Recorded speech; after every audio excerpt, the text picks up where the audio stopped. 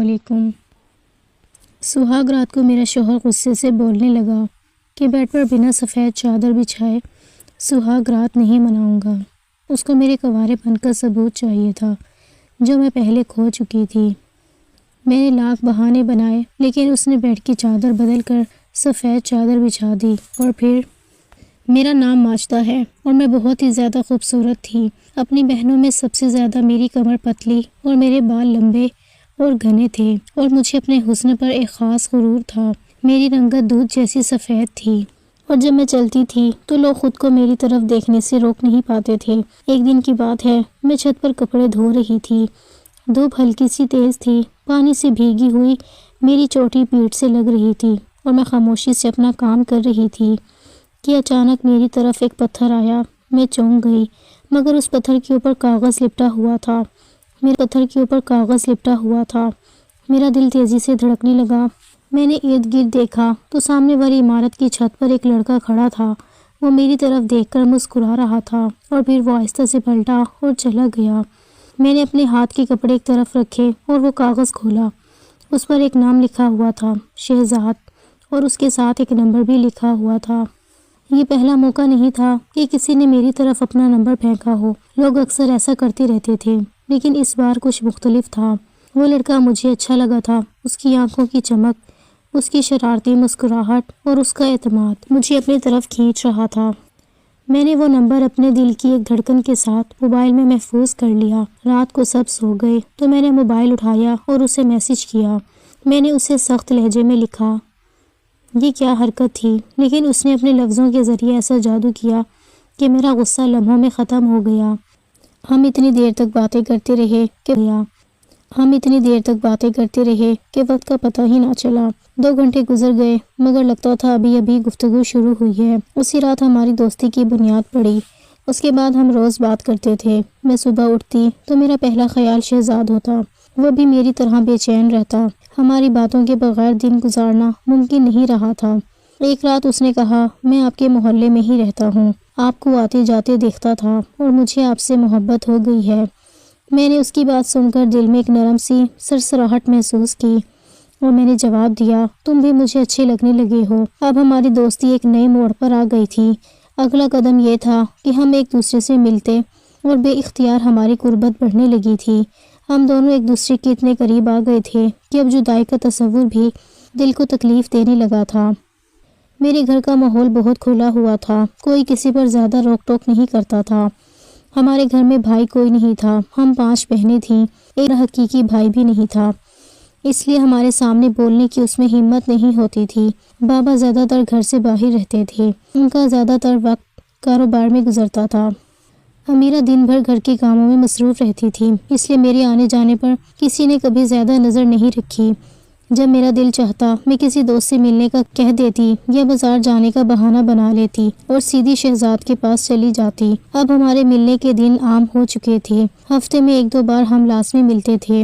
کبھی پارک جاتے، کبھی کسی سنسان جگہ بیٹھ کر لمبی باتیں کرتے۔ پارک میں جھولوں پر ساتھ بیٹھتے، ایک دوسرے کا ہاتھ پکڑ کر ہلکی سی ہوا میں گم ہو جاتے، گول گپے کھاتے، آئس کریم کھاتے اور میں ہر بار گھر سے نکلتے وقت برقع پہن لیتی تھی، اس لیے کسی کو علم ہی نہیں ہوتا تھا کہ میں کون ہوں۔ ہمارے درمیان باتیں بڑھ رہی تھیں، قربت کا احساس گہرا ہو رہا تھا۔ اب تیسرا مرحلہ قریب تھا، ایک ایسا مرحلہ جس کی طرف ہم آہستہ آہستہ بڑھ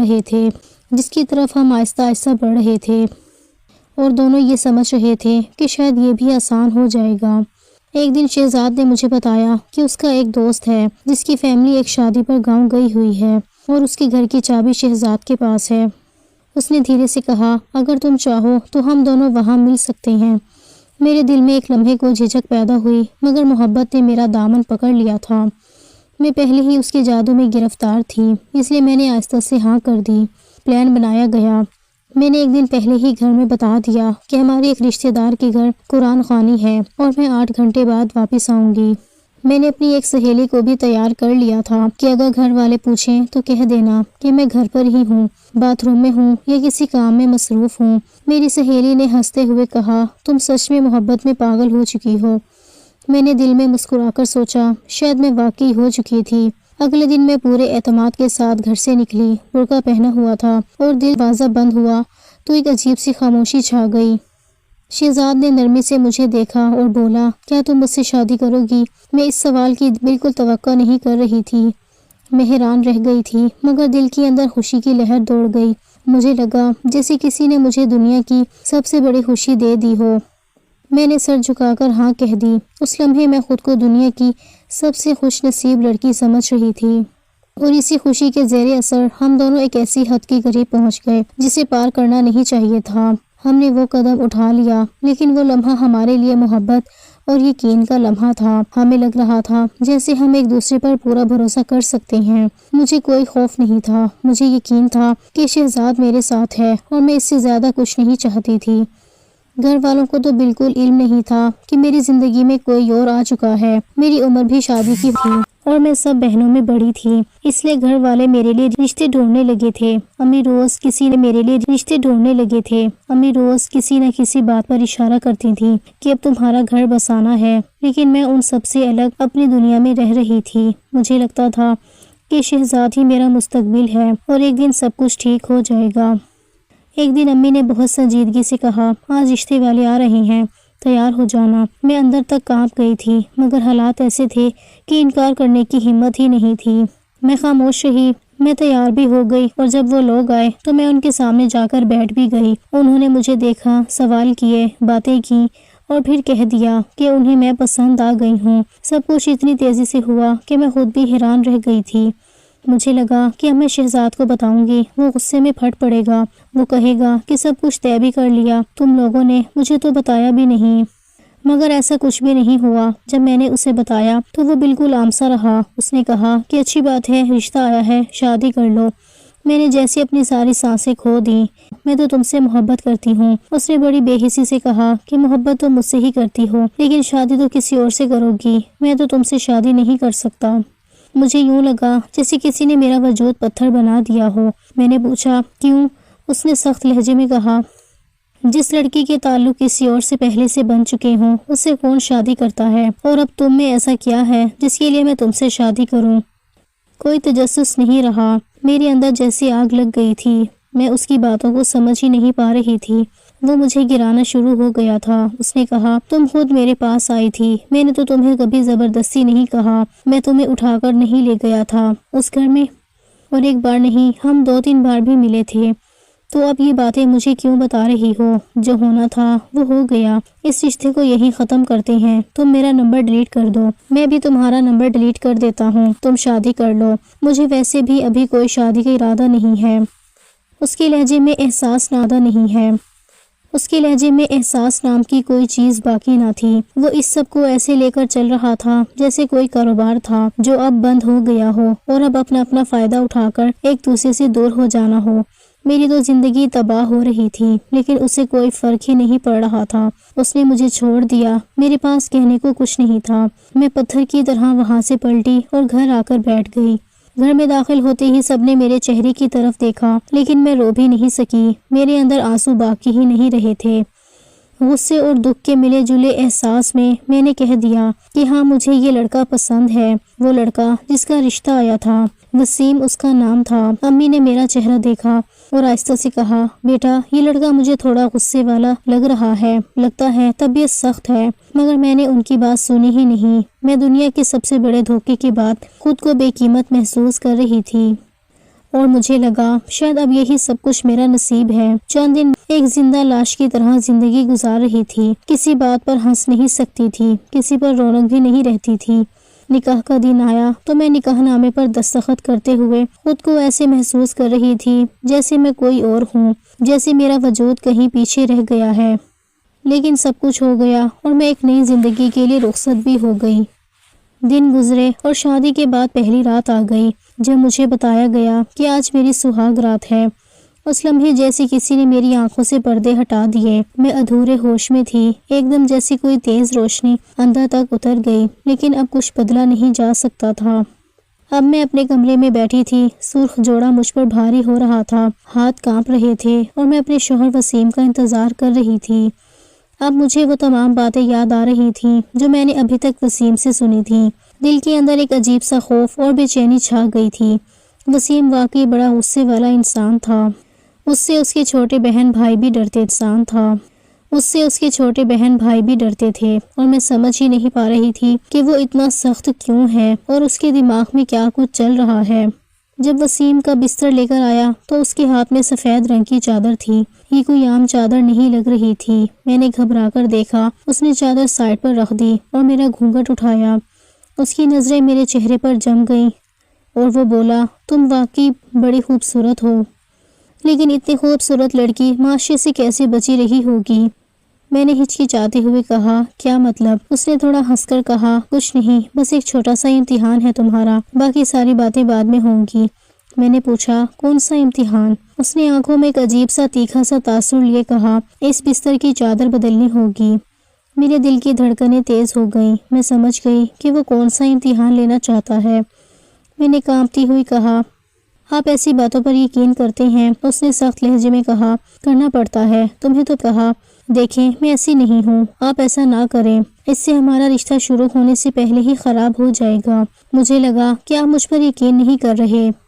उसने मेरी तरफ देखकर कहा, अगर तुम झूठी निकली तो रिश्ता छोड़ दो, मेरी तो सारी ज़िंदगी ख़राब हो जाएगी। और ये कोई मोहब्बत की शादी नहीं है जो मैं आंखों पे पट्टी बांध लूँ, अरेंज मैरिज है हमारी। मैं दिल ही दिल में सोच रही थी, अरेंज मैरिज तो एक कॉन्ट्रैक्ट ही होता है, तो फिर शर्माना क्या। मैंने अपनी तरफ से हर मुमकिन कोशिश की कि वो ये सब कुछ ना करे, लेकिन शायद उसे मुझ पर शक हो गया था। जितना मैं उसे इनकार कर रही थी उतना ही वो बस जिद करता जा रहा था। मैंने प्यार से भी समझाने की कोशिश की, लेकिन वो नहीं माना। मेरे दिल के अंदर खौफ और बेचैनी बढ़ रही थी। मुझे पता था कि इस इम्तिहान में मैं फेल हो जाऊंगी, क्योंकि मैं तो पहले ही हद पार कर चुकी थी। अब मैं क्या करती? मैं बुरी तरह घबरा रही थी। हर दम दिल धड़क रहा था, हर सांस रुकती सी लग रही थी। वसीम ने चादर बिछा दी। मैंने उसे देखा और दिल में एक अजीब सा खौफ और तकदीर की कड़वी हिस्स महसूस की। मुझे लगा ये सुबह मेरी ज़िंदगी में अंधेरा लेकर आएगी। मैं अपने कमरे की दीवारों से चिपक कर बैठ गई और दिल में बस एक दुआ कर रही थी कि बस वक्त गुजर जाए और ये लम्हा ख़त्म हो जाए। मेरे दिल की धड़कनें इतनी तेज़ थीं कि मुझे महसूस हो रहा था कि पूरा कमरा मेरे अंदरूनी खौफ से कांप रहा है।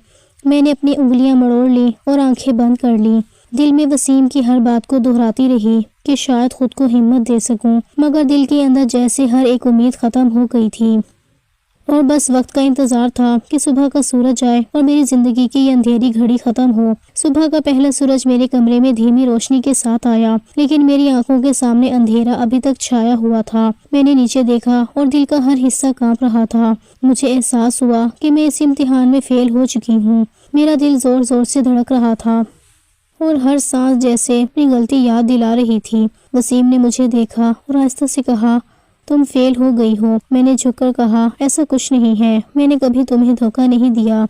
उसने तेज लहजे में कहा, ये तुम्हारा झूठ है, तुम इस्तेमाल शुदा लड़की हो। इससे पहले भी कोई तुम्हारे साथ था और अब तुम मुझसे शादी करने की कोशिश कर रही हो। मैंने कांपती हुई आवाज़ में कहा, ऐसा कुछ नहीं है, तुम गलत समझ रहे हो। मैं तुमसे सच्ची मोहब्बत करती हूँ और तुम्हारे साथ ज़िंदगी गुजारना चाहती हूँ। वसीम ने अपनी नज़रें मेरे चेहरे पर जमाई और कहा, तुम झूठ बोल रही हो, तुम्हारे अंदर कोई शराफत नहीं है। तुम्हारे रवैये और तुम्हारी हरकतें सब कुछ बता रही हैं। तुमने जो भी किया है उसने तुम्हें बदकिरदार बना दिया है और मैं ये सब नहीं भूल सकता। मैंने फिर आहिस्ता से कहा कि नहीं, ऐसा कुछ नहीं है, मैंने कभी कोई बुरी नीयत से कुछ नहीं किया। उसने सख्त लहजे में कहा, तुम झूठ बोल रही हो, तुम इस्तेमाल शुदा हो और मैं तुम्हें कभी अपनी आंखों के सामने इज्जत के काबिल नहीं समझ सकता। तुम्हारी हरकतें, तुम्हारी बातें और मैं तुम्हें कभी अपनी आंखों के सामने इज्जत के काबिल नहीं समझ सकता। तुम्हारी हरकतें, तुम्हारी बातें सब मुझे बता रही हैं। तुमने जो भी किया वो तुम्हें बदकिरदार बना गया। मेरा दिल टूट रहा था, लेकिन मैंने फिर भी कहा, ऐसा कुछ नहीं है, मैं सच्ची हूँ, मैंने सब कुछ सही किया है। वसीम ने सर हिलाया और कहा, तुम्हारे अल्फाज का मुझे यकीन नहीं। तुमने जो किया उसने तुम्हें बदकिरदार बना दिया और अब तुम मेरी ज़िंदगी में हो, लेकिन तुम्हारे साथ मेरा दिल खुश नहीं हो सकता। तुमने जो हद पार की वो कभी वापस नहीं आएगी। मैं खामोश रही और आंखों में आंसू थे, लेकिन मैंने दिल ही दिल में सोचा कि मैं सच कह रही हूँ। लेकिन वसीम के लहजे और नज़रें सब कुछ झूठ साबित कर रही थी। मैंने अपना सर झुका लिया और दिल ही दिल में खुद से कहा, यह हकीकत है, मुझे अब इसे कबूल करना होगा। वसीम ने मुझे देखा और कहा, تم سمجھ گئی ہو کہ تمہاری عزت ختم ہو چکی ہے اور یہ سب کچھ تم نے خود کیا ہے۔ تم نے جو حد پار کی وہ واپس نہیں آئے گی۔ میں نے خاموشی سے سر ہلایا اور دل کے اندر چھپ کر جان رہا تھا، اور یہ سب کچھ بس حقیقت بن چکا تھا۔ میری زندگی کی خوشی، میرا اعتماد، سب کچھ اجڑ گیا تھا، اور اب سب کچھ وسیم کے فیصلے اور اس کی سختی کے قابو میں تھا۔ مجھے لگا تھا کہ شاید وہ مجھے چھوڑ دے گا، لیکن ایسا نہیں ہوا۔ اس نے مجھے نہیں چھوڑا، بلکہ میری اوقات سے فرق کر دیا۔ اس نے مجھ سے اپنے سارے حق بھی لیے اور گھر والوں کے سامنے بھی میری عزت کو بالکل ختم کر دیا۔ میں اب اسی گھر میں رہ رہی تھی، لیکن جیسے زندہ لاش بن گئی تھی۔ میری کوئی عزت نہیں تھی۔ میرا شوہر بھی مجھے کبھی اپنی بیوی کی طرح نہیں دیکھتا تھا، اور جب گھر والے دیکھتے تھے کہ وہ مجھے عزت نہیں دیتا تو وہ بھی مجھے کبھی احترام کی نظر سے نہیں دیکھتے تھے۔ میری زندگی عجیب سی گزر رہی تھی۔ میں ہر روز خود کو بے بس محسوس کرتی تھی۔ میرا سارا حسن جو کبھی میرا فخر تھا اب بیکار اور برباد ہوتا جا رہا تھا۔ میرے بال جھڑنے لگے، میری جلد کی روشنی ختم ہو گئی، میری آواز بھی پہلے جیسی نہیں رہی تھی۔ میں روزانہ اندر سے ٹوٹتی تھی، لیکن باہر کسی کو کچھ علم نہیں ہوتا تھا، اور مجھے بد کرداری کے تانے دیتا۔ مجھے کبھی خرچے نہیں دیتا، میری بنیادی ضروریات کا بھی کوئی خیال نہیں رکھتا تھا۔ وہ میری زندگی کو ایسا بنا چکا تھا جیسے میں کوئی بوجھ ہوں، کوئی چیز ہوں جس کا حق نہیں ہے۔ میں ہر وقت خوف اور بے چینی میں رہتی تھی۔ میں سوچتی تھی کہ شاید ایک دن یہ سب ختم ہو جائے گا، شاید وہ مجھے سمجھ لے گا، شاید میری حالت دیکھ کر اسے احساس ہو جائے گا، لیکن وہ ہر دن مزید سخت ہوتا گیا۔ وہ مجھے استعمال شدہ لڑکی کہتا اور میرے اندر کے خوف اور شرمندگی کو مزید بڑھاتا۔ میں روز خود سے سوال کرتی کہ کیا میں نے واقعی کچھ غلط کیا ہے، یا یہ سب کچھ اس کی طاقت اور غرور کا کھیل ہے۔ میں روز خود کو کمزور اور لاچار محسوس کرتی، لیکن کوئی بھی میری پرواہ نہیں کرتا۔ میری زندگی کے ہر لمحے میں درد اور تنہائی تھی، اور مجھے یہ بھی نہیں پتا تھا کہ یہ سب کچھ کب تک چلتا رہے گا اور میں کتنے عرصے تک اس حالت میں رہوں گی۔ اس سب ذلت بھری زندگی میں ایک دن مجھے عجیب سا شک ہونے لگا۔ میرا دل کہتا تھا کہ کوئی عزت نہیں کرتا تھا، لیکن اب اس کی بے رخی اور بھی بڑھ گئی تھی۔ وہ اکثر فون لے کر کسی کونے میں چلا جاتا تھا، اور جیسے میری موجودگی اسے پریشان کرتی تھی۔ جب بھی میں اس کے پاس جاتی وہ فون سیدھا کر دیتا اور ایسے گھور کر دیکھتا جیسے میں کوئی جرم کر رہی ہوں۔ میں نے کئی بار خود کو سمجھایا کہ شاید میں زیادہ ہی سوچ رہی ہوں، شاید میرا وہم ہو، مگر اس کے بدلتے رویے مجھے اندر سے کھا رہے تھے۔ ایک دن میں نے دیکھا کہ وہ بار بار مسکرا کر فون دیکھ رہا ہے، اور پھر اچانک ایک کال آئی جس نے اس کے چہرے پر ایسی نرمی پیدا کر دی جو اسے میرے لیے کبھی نہیں دکھائی تھی۔ وہ جلدی سے اٹھ کر باہر چلا گیا اور دروازہ بھی آہستہ سے بند کیا۔ میں دروازے کی دوسری طرف کھڑی سب کچھ سننے کی کوشش کر رہی تھی، لیکن مجھے صرف دھیمی ہنسی کی آواز آتی رہی۔ وہ آواز نہ میری تھی، نہ میرے گھر کی کسی عورت کی تھی، وہ کسی اور کی تھی۔ میں پوری رات تڑپتی رہی، میری نیند، میری سانس، میرا ضبط سب ٹوٹ رہا تھا۔ اگلے دن جب وہ نہانے گیا تو اس کی شرٹ کی جیب سے کاغذ کا پرزہ نکلا جس پر ایک عورت کا نام اور ایک نمبر لکھا تھا۔ دل دھڑکنے لگا، ہاتھ پسینے سے بھر گئے۔ میں نے وہ نمبر یاد کر لیا، لیکن کاغذ واپس اسی طرح رکھ دیا جیسے ملا تھا۔ اس کے جانے کے بعد میں نے وہ نمبر اپنے فون سے ڈائل کیا، اور 3 بیل کے بعد اس نے کال اٹھائی تو اس کی میٹھی لیکن بے تکلف آواز نے میرے دل کی آخری امید بھی ختم کر دی۔ میں نے بامشکل پوچھا کہ آپ کون ہیں؟ تو وہ ہنس کر بولی کہ آپ کون ہیں؟ میں نے کہا کہ میں وسیم کی بیوی ہوں۔ تو وہ زور سے ہنسی اور بولی، اچھا آپ وہ ہیں، میں تو اسی کو مانتی ہوں جو میرے ساتھ ہو۔ میں نے فون بند کر دیا، لیکن ایسے لگا جیسے کسی نے میرے دل میں آگ بھر دی ہو۔ سارا دماغ سن ہو چکا تھا۔ میں ٹوٹے قدموں سے بیٹھ گئی اور آنکھوں میں آنسو برسنے لگے۔ اب مجھے یقین ہو چکا تھا کہ میرا شک صرف وہم نہیں تھا، حقیقت تھی، اور یہ حقیقت میری ساری ہمت توڑ رہی تھی۔ میں نے شام کو وسیم سے بات کرنے کی کوشش کی۔ میں نے کہا کہ مجھے پتا ہے تم کسی میری بات اس کے لیے مذاق ہو۔ اس نے کہا کہ تم کون ہوتی ہو پوچھنے والی؟ تم کون سا کوئی پاک صاف چہرہ لے کر میرے گھر آئی تھی؟ تم جیسی عورتیں سوال نہیں کرتی۔ میں نے کہا کہ یہ کیا بات ہوئی، میں تمہاری بیوی ہوں۔ تو اس نے غصے سے کہا، بیوی ہو تم، اس لیے برداشت کرو، تم بھی تو بد کردار ہو۔ تم نے کون سا مجھے عزت دی تھی؟ تم جیسی عورتوں کا یہی مقام ہوتا ہے، میں جو چاہوں گا کروں گا، تم مجھے روک نہیں سکتی۔ وہ مجھے ایسے لہجے میں دھتکار رہا تھا جسے میں اس کی زندگی کا سب سے بڑا بوجھ ہوں۔ وہ اس عورت کا دفاع بھی کر رہا تھا اور مجھے تانے بھی دے رہا تھا۔ اس نے کہا کہ میرا دل کرے گا تو میں اس کو بھی رکھوں گا، میرا دل کرے گا تو میں کسی اور کو بھی رکھ لوں گا، تم بس اپنی اوقات میں رہو۔ میں بس اس کی باتیں سنتی رہی، لفظ تین بن کر میرے سینے میں اتر رہا تھا۔ میں سوچ رہی تھی کہ شاید وہ مجھے چھوڑ دے گا، شاید وہ ہمیں الگ کر دے گا، لیکن نہیں، اس نے وہ بھی نہیں کیا۔ وہ مجھے چھوڑنا نہیں چاہتا تھا، وہ صرف مجھے توڑنا چاہتا تھا۔ وہ مجھے روز ذلیل کر کے اپنے قدموں میں گرانا چاہتا تھا اور میں اس گھر میں ایک سایہ بن کر رہ گئی تھی، جسے نہ کوئی حق تھا، نہ کوئی آواز تھی۔ میں بس سانس لے رہی تھی، جیتے جی مر رہی تھی، اور یہ جان کر مر رہی تھی کہ جس شخص کے لیے میں نے اپنی زندگی برباد کی تھی، وہ اب کسی اور کے لیے جیتا تھا اور مجھے صرف سزا دیتا تھا۔ میری ہر دھڑکن، ہر سوچ، ہر امید کو سزا دیتا تھا، اور میں بس خاموش کھڑی اپنے ہی ٹوٹنے کی آوازیں سنتی رہتی تھی۔ اس رشتے میں میری کوئی اوقات نہیں تھی، کوئی عزت نہیں تھی، اور اب میرا شوہر کسی اور لڑکی میں دلچسپی بھی لینے لگا تھا، بلکہ شاید معاملہ تھوڑا آگے ہی بڑھ چکا تھا، کیونکہ جو میسج میں نے پکڑے تھے اس میں بات تو شادی تک پہنچ چکی تھی۔ اب میں کیا کرتی؟ میں سوچتی رہ گئی، اور میرا دل ہر گزرتے دن کے ساتھ جیسے پتھر بنتا جا رہا تھا، لیکن درد پھر بھی اندر سے رس رہا تھا۔ جب اس نے اس لڑکی کو گھر میں لا کر میرے سامنے بٹھایا اور یہ کہا کہ اب یہ بھی اس گھر میں رہے گی، تو مجھے لگا جیسے میری سانسیں رک گئی ہوں۔ وہ اسے ایسے دیکھ رہا تھا جیسے وہ نہ کوئی وجود تھا۔ وہ اس لڑکی کو میری سوتن بنا کر اس گھر میں لے آیا، اور اب چاہتا تھا کہ میں اس کی بیوی کی بھی نوکرانی بن کر رہوں، بالکل کسی کنیز کی طرح۔ وہ دونوں میرے سامنے بیٹھ کر باتیں کرتے تھے، ہنستے تھے۔ کبھی وہ لڑکی میرے کپڑے پر تنقید کرتی، کبھی میرے کھانے پر، کبھی میرے بولنے پر، اور میں بس چپ چاپ کھڑی رہتی تھی، کیونکہ میرے پاس بولنے کا نہ حق تھا، نہ ہمت تھی۔ وہ مجھ سے اپنے کام کرانے لگی تھی۔ اس نے تو یہاں تک کروا دیا تھا کہ میں اس کے پاؤں دباؤں۔ میں نے اپنے اندر جتنی عزت تھی سب مرتے ہوئے محسوس کی۔ میں نے کئی بار سوچا کہ اگر زندگی ایسے ہی گزارنی ہے تو مر جانا شاید بہتر ہے، لیکن پھر کچھ سوچ مجھے روک لیتی تھی، شاید ڈر، شاید مایوسی، شاید کوئی ایسی امید جو تھی ہی نہیں۔ ایک دن میں نے اپنے شوہر سے کہا کہ مجھے چھوڑ دو، میں اب مزید نہیں جی سکتی اس گھر میں۔ اس نے میری طرف کوئی احساس کے بغیر دیکھا اور کہا، میں نہیں چھوڑوں گا، یہی تمہاری سزا ہے کہ تم ساری زندگی میرے ساتھ ہی بندھی رہو گی، اور وہ بھی ایسے رشتے میں جو بالکل بھی خوبصورت نہیں ہوگا۔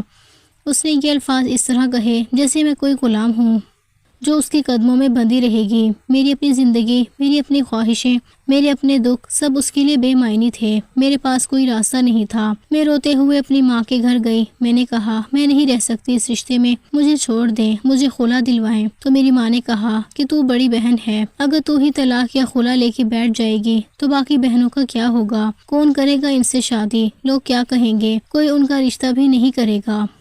تو اپنی بہنوں کی زندگی کیوں برباد کرے گی؟ واپس چلی جا، یہ سب برداشت کر لے۔ میں نے اس وقت محسوس کیا کہ میری زندگی کی قیمت بس اتنی سی ہے، کسی کی بدنامی سے بچنے کا ذریعہ ہوں۔ میں روتے ہوئی واپس آئی، لیکن اندر سے ٹوٹ گئی۔ میں نے خود کو اس ظالم رشتے میں ڈال دیا اور 3 سال تک اسی طرح برداشت کرتی رہی۔ ان 3 سالوں میں میرے ساتھ کیا کچھ ہوا ہوگا اس کا اندازہ شاید کوئی بھی لگا سکتا ہے۔ سوتن اور شوہر دونوں ملتے ہوئے بھی کچھ نہیں کر سکتی تھی۔ وہ میرے سامنے ہنستے تھے، وہ میرے سامنے منصوبے بناتے تھے۔ وہ لڑکی میرے ہاتھ سے کھانا بنواتی، اپنی چیزیں صاف کرواتی اور توہین تک کرتی تھی۔ ایک دن اس نے مجھے اپنے پاؤں دھونے کا حکم دیا۔ میں بڑی مشکل سے آگے بڑھی، لیکن وہ دونوں بیٹھے ہنس رہے تھے جیسے میری بے عزتی ان کے لیے ایک کھیل ہو۔ میری جتنی سیلف رسپیکٹ تھی سب ختم ہو گئی اور میں اندر سے مٹی ہو گئی تھی۔ ایک دن میں نے فیصلہ کیا کہ اب کھونے کو کچھ نہیں بچا۔ میں نے مرنے کا ڈرامہ کیا۔ میں نے ایک سوسائڈ نوٹ لکھا۔ اس میں لکھا کہ میں زندگی سے تھک گئی ہوں اور اب مزید برداشت نہیں کر سکتی۔ میں نے وہ نوٹ اپنے کمرے میں چھوڑا، اپنا دوپٹہ بستر پر رکھا اور گھر سے چلی گئی۔ اب سب یہی سمجھ رہے تھے کہ میں اس دنیا سے چلی گئی ہوں۔ وہ تو مجھے کبھی تلاش بھی نہیں کریں گے، کیونکہ ان کے لیے میری کیا اہمیت تھی؟ میں ایک بوجھ تھی جسے ہٹ جانا ہی بہتر تھا، لیکن میں حقیقت میں مرنے نہیں جا رہی تھی، میں اپنی زندگی جینے جا رہی تھی۔ میں ایک نئی زندگی کی شروعات کی طرف جا رہی تھی۔ یہ راستہ بھی آسان نہیں تھا، لیکن وہ زندگی جس میں مجھے جینا تھا اس سے تو بہتر ہی تھا۔ میں نے پہلی بار خود کو آزاد محسوس کیا، اگرچہ یہ آزادی خوف سے بھری تھی، مگر یہ وہ خوف تھا جس میں امید زندہ تھی۔ میں نے اپنی زندگی کو دوبارہ بنانے کا فیصلہ کیا، چاہے کتنی ہی مشکل کیوں نہ ہو، اور اس دن میں نے پہلی بار اپنے آپ کو انسان سمجھا، نہ کسی کی کنیز، نہ کسی کی سزا، بس ایک انسان۔ میں نے اپنی زندگی بنائی، میں نے خود کو سنبھالا اور سب سے پہلے نوکری تلاش کی۔ دن بھر ادھر ادھر گھومتی رہی، درخواستیں دیتی رہی، کبھی کوئی جواب نہ ملتا، کبھی کوئی امید نظر آتی، لیکن میں نے ہار نہیں مانی۔ میں نے خود کو کہا کہ اگر میں نے اتنی بڑی ہمت کر کے اپنا سب کچھ پیچھے چھوڑ دیا ہے تو اب پیچھے نہیں ہٹوں گی۔ کئی دن بعد مجھے ایک چھوٹی سی کمپنی میں کام مل گیا۔ تنخواہ زیادہ نہیں تھی، لیکن میرے لیے یہ ملازمت کسی نعمت سے کم نہ تھی، کیونکہ یہ میری محنت سے ملی تھی اور اس میں کسی کا احسان شامل نہیں تھا۔ میں نے صبح وقت پر اٹھنا سیکھا، میں نے خود کو تیار کرنا دنیا کا حصہ بن گیا۔ میں نے وہاں کے لوگوں کے رویے دیکھے، کچھ اچھے تھے، کچھ برے تھے، لیکن مجھے یہ بات سمجھ آ گئی کہ یہاں میری عزت میرے اپنے کردار پر ہے، نہ کہ کسی مرد کے مزاج پر۔ میں نے اپنی محنت سے سب کا دل جیتا اور تھوڑے عرصے میں سب مجھے پہچاننے لگے۔ مجھے پہلی تنخواہ جب ملی تو میں نے اپنے آپ کو آئینے میں دیکھ کر کہا کہ اب میں وہی لڑکی نہیں رہی جو دوسرے کے رحم و کرم پر زندہ تھی، میں اب اپنے پیروں پر کھڑی ہوں۔ میں نے اپنی ضرورتیں پوری کرنا شروع کی۔ میں نے کبھی کسی سے نہ مانگا، نہ کوئی امید رکھی۔ میں نے اپنا بجٹ بنایا، اپنے پیسوں کا صحیح استعمال کرنا سیکھا۔ میں نے ضروری چیزوں پر خرچ کیا اور باقی پیسے جمع کرنے شروع کر دیے۔ میں ہر مہینے تھوڑا تھوڑا بچاتی رہی اور ہر بار بچت بڑھتی تو دل میں اطمینان سا اترتا کہ میں اپنی دنیا خود بنا رہی ہوں۔ میں نے خود کو مضبوط کرنا شروع کیا، اپنی سوچ کو بہتر کیا اور اپنے آپ کو ہر دن پہلے سے بہتر بنانے کی کوشش کی۔ میں گھر آ کر کھانا خود پکاتی، خود صفائی کرتی اور کسی پر انحصار نہیں کرتی تھی۔ یہ سب تھکا دینے والا ضرور تھا، مگر اس تھکن کے پیچھے سکون تھا، کیونکہ کسی کی بے عزتی کا خوف نہیں تھا، کسی کے سخت لہجوں کا ڈر نہیں تھا، کسی کے تانوں کی گونج نہیں تھی۔ میں نے 1 سال تک محنت جاری رکھی، اپنا خون پسینہ ایک کیا، دفتر میں اضافی وقت بھی دیا اور وہاں کے کام میں مہارت حاصل کی۔ کچھ ہی عرصے میں میری تنخواہ بڑھ گئی اور یہی وہ دن تھا جب پہلی بار میں نے سوچا کہ اب میں اپنا گھر بنا سکتی ہوں۔ میں نے ایک چھوٹی سی جگہ تلاش کی جہاں کرایہ مناسب تھا اور ماحول بھی پرسکون تھا۔ میں نے جمع کیے ہوئے پیسوں سے وہاں ایڈوانس دیا، ایک پرانا سا بیڈ خریدا اور ایک چھوٹی میز لی اور چند برتن خریدے۔ میں نے جب اس کمرے میں قدم رکھا تو مجھے لگا جیسے میری ساری بھاگ دوڑ کا پھل میرے سامنے کھڑا ہو گیا۔ وہ کمرہ چھوٹا ضرور تھا، لیکن اس میں سکون تھا۔ وہ جگہ میری تھی، کسی کی آوازیں وہاں نہیں گونجتی تھی، کوئی حکم نہیں دیتا تھا، کوئی مجھے کمتر محسوس نہیں کرواتا تھا۔ میں چاہتی تو رات دیر تک بیٹھ کر چائے پی سکتی تھی۔ وہ کمرہ میرا تھا، میری پسند کا تھا، میری جدوجہد کا انعام تھا۔ میں نے اس کمرے کو آہستہ آہستہ سجایا۔ میں نے ایک پردہ لگایا، ایک چھوٹا سا قالین خریدا اور دیوار پر ایک خوبصورت سا فریم لٹکایا۔ میں نے اپنے لیے ایک چھوٹی سی الماری لی جس میں نے اپنے کپڑے ترتیب سے رکھے اور ہر چیز دیکھ کر مجھے ایک عجیب سا سکون ملتا۔ میں نے گھر میں اپنے لیے کونا بنایا جہاں میں رات کو بیٹھ کر اپنی چائے پیتی اور خاموشی سے اپنے سفر کے بارے میں سوچتی تھی۔ میں سوچتی تھی کہ کبھی میں ایسے گھر میں تھی جہاں میری کوئی بات نہیں مانی جاتی تھی، کوئی میری قدر نہیں کرتا تھا، اور آج میں یہاں اس چھوٹے سے گھر میں ہوں جہاں میری ہر سانس میری اپنی مرضی سے چلتی ہے۔ میں نے جب اپنا پہلا بل خود ادا کیا تو میری آنکھوں میں خوشی کے آنسو آ گئے تھے۔ مجھے لگا جیسے میں نے ساری دنیا فتح کر لی ہو۔ میں نے سیکھ لیا کہ محنت کرنے والا کبھی ہارتا نہیں۔ میں نے اپنے ماضی کو پیچھے چھوڑ دیا، اپنے زخموں کو وقت پر چھوڑ دیا اور وہ سب جو مجھے توڑ چکا تھا اس سب کو اپنی طاقت بنا لیا۔